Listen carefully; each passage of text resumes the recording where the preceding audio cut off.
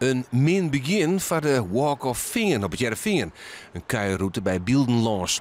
12 van de beelden binnen voor een mooi stikken ontroffen. Het is nog net duidelijk dat het om vernieling gaat. De Walk of Fame is een initiatief van de stichting Een Gouden Plak. We willen op de eerste plaats laten zien wat een bijzondere plek we hier zijn.